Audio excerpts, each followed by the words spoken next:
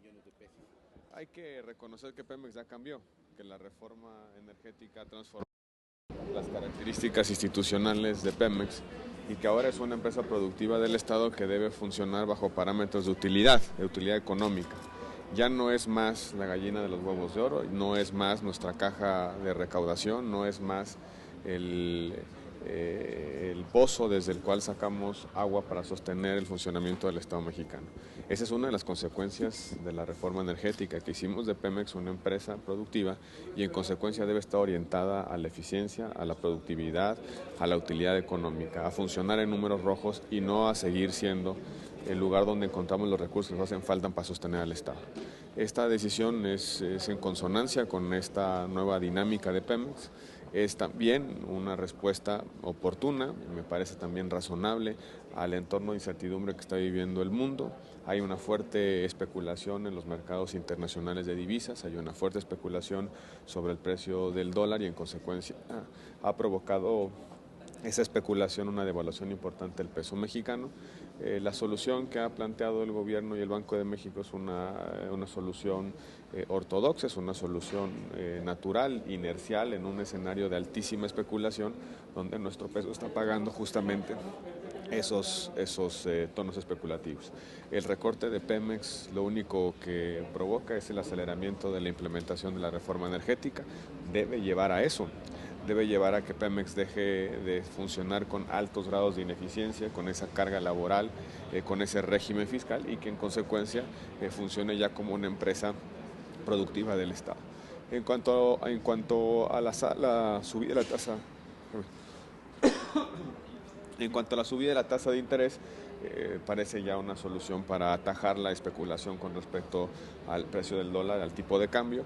Es una señal que va a alentar a que los inversionistas se queden en México, es decir, que quien tiene pesos y los tiene invertidos en nuestro país, no los cambia a dólares y se los lleve a otro país o los repatrie hacia Estados Unidos, que es lo que está provocando en buena medida esta volatilidad del peso mexicano. En consecuencia, la subida de tasa de interés va a alentar el ahorro, va a permitir que se reduzca el nivel de endeudamiento público y privado en nuestro país. Es una solución, insisto, ortodoxa, es una solución inercial que sí va a atenuar en el corto plazo la enorme volatilidad que está viviendo nuestro país. Senador, pero si bien el gobierno federal pudo haber hecho más en cuanto a su gasto corriente, un recorte mayor, un recorte más profundo, sobre todo a gastos superfluos o suntuarios. Yo tengo la impresión de que ya no podemos hacer más recortes en términos de la estructura del gasto público. Somos de los países que menos recauda en la OCDE. Y como somos un país que recauda poco, también somos un país que invierte poco. Es un país que no tiene los niveles de inversión pública que tienen otras naciones y eso se explica en buena medida por los niveles de recaudación. Un país que recauda poco también invierte poco. No veo mayores espacios de recorte en el gasto. Donde sí había un espacio es en Pemex y es el espacio de reducir las enormes ineficiencias con las que funciona Pemex. Ahí sí hay un espacio para poder hacernos de mejores condiciones de utilización de los recursos. Por supuesto que siempre nos podemos apretar el cinturón, pero aquí tenemos dos soluciones. O recortamos ahí donde no genera daño en términos de inversión, o bien subimos impuestos. No es opción subir impuestos en esos momentos en el país, en consecuencia hay que recortar ahí donde hay enormes espacios de ineficiencias y ahí donde hay oportunidades y ventanas para poder ejercer de una mejor manera el gasto público. No es fácil recortar 35,000 millones en un estado con tantas carencias como el nuestro.